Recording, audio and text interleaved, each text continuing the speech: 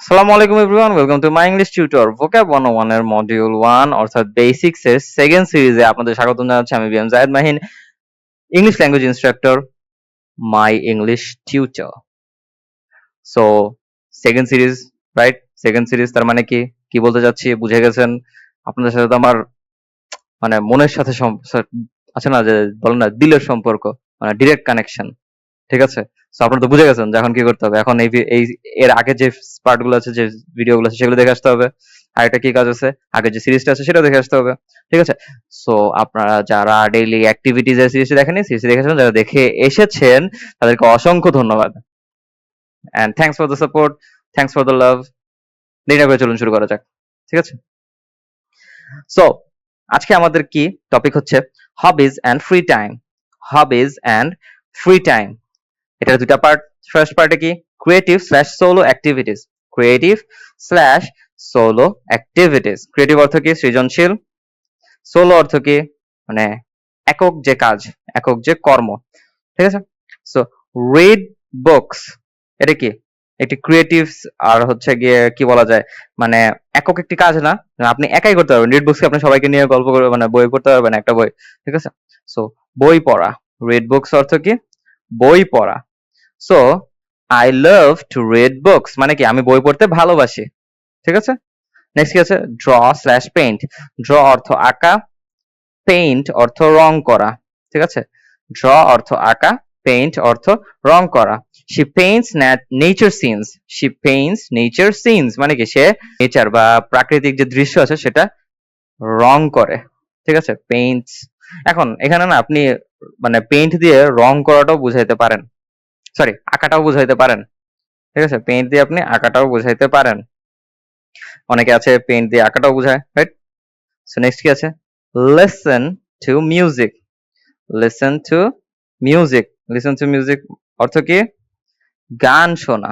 Listen to music অর্থ গান শোনা।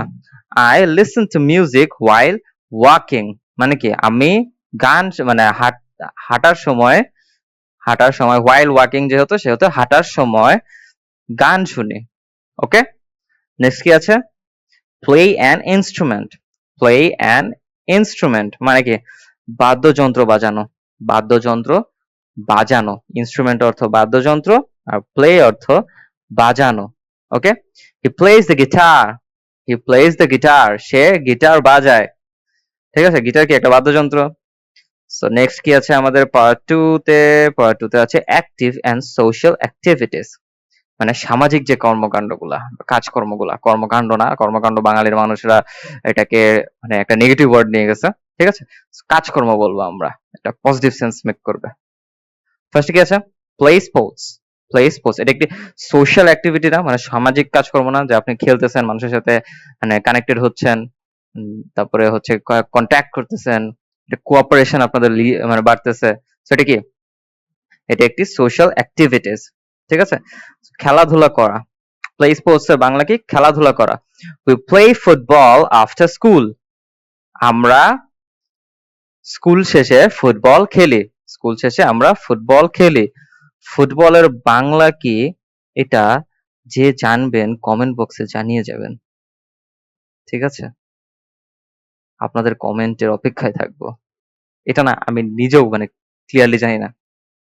ঠিক আছে, ফুট অর্থ পদ, পদ বা পা, আর বল অর্থ গোলক। সো লেক্সিক্যালি যদি আমি মানে লেক্সিক্যাল যদি মিনিং আমি জাজ করতে যাই তাহলে কি, তাহলে ফুটবল অর্থ কি হচ্ছে পদগোলক। ঠিক আছে, তো আপনারা যদি জেনে থাকেন অবশ্যই কমেন্ট বক্সে জানিয়ে যাবেন ফুটবলের বাংলা কি। ঠিক আছে, নেক্সট কি আছে গো হাইকিং। গো হাইকিং, হাইকিং অর্থ কি এটা আমি আপনাদেরকে ফার্স্ট সিরিজে একেবারে ক্লিয়ার প্রিসাইজ ডেসক্রিপশন দিয়ে বলেছে যে হাইকিং অর্থটা কি। ঠিক আছে, ওইখানে আমি হালকা পাতলা ফিজিক্যাল এডুকেশনাল টিচিং দিয়েছি আপনাদেরকে। সো আপনারা যারা হেলথ কনসিয়াস আছেন ঘেটে ঘেটে দেখে আসেন সবগুলো ভিডিও। ওকে, বলবো না কোন এপিসোডে আছে, সবগুলো দেখবেন আশা করছি। ঠিক আছে, সো গো হাইকিং অর্থ কি গো হাইকিং অর্থ পাহাড়ে হাঁটা। গো হাইকিং অর্থ পাহাড়ে হাঁটা। ঠিক আছে, they love to go hiking. They love to go hiking মানে কি তারা পাহাড়ে হাঁটতে পছন্দ করে, পাহাড়ে হাঁটতে যেতে পছন্দ করে, হাঁটতে যেতে হবে। ঠিক আছে, লাভ টু গো হাইকিং পাহাড়ে হাঁটতে যেতে পছন্দ করে। নেক্সট কি আছে hang out with friends. Hang out with friends অর্থ কি বন্ধুদের সাথে সময় কাটানো। বলো না আমি আজকে হ্যাং আউটে যাচ্ছি, পশ, ঠিক আছে? বন্ধুদের সাথে সময় কাটানো, I often hang out at the cafe. I often hang out at the cafe মানে কি আমি বন্ধুদের সাথে সময় কাটাই ক্যাফেতে, মানে প্রায়, often অর্থ প্রায়, often অর্থ প্রায়। এটা এই সিরিজের ফার্স্টের দিকে এই জিনিসটা আছে, আপনারা খুঁজে বের করবেন। often তারপরে হচ্ছে frequently, এগুলোর মিনিং আমি বুঝিয়েছি, ঠিক আছে? নেক্সট আছে try new food. try new food অর্থ কি নতুন খাবার খাওয়া, নতুন খাবার খাওয়া। try new food নতুন খাবার খাওয়া। she loves trying new food সে নতুন খাবার খেতে খুবই পছন্দ করে, ঠিক আছে? নতুন খাবার খেতে পছন্দ করে। এটা কেনা পছন্দ করে ভাই? যারা নতুন নতুন খাবার ট্রাই করতে চান না বা ট্রাই করতে পারেন না ভাই, অ্যাটলিস্ট একবার জীবনে ট্রাই করবেন। যেই নতুন খাবার দেখেন একবার ট্রাই করবেন, কারণ ভাই এটা আমি মনে করি যে একমাত্র জিনিস যেটা আপনাকে জীবনে ধোকা দেবে না সেটা হচ্ছে কি খাবার।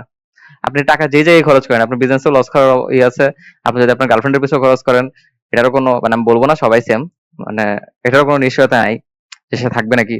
বা আপনি টাকা যদি মনে করেন যে টিচারের পিছনে খরচ করেন, সে কিন্তু আপনাকে ফুললি গ্যারান্টি দিতে পারবে না আপনি নিজে ট্রাই না করা পর্যন্ত যে কি আপনি এ প্লাস পাচ্ছেন, ঠিক আছে? সো আমি সাজেস্ট করব খাবার ইনভেস্ট করা, কারণ কি খাবার is the most loyal thing. Okay, it will give you pleasure. So jokes apart, আজকের মতো এই পর্যন্তই। আপনাদের নেক্সট ভিডিও দেখার আমন্ত্রণ জানলাম।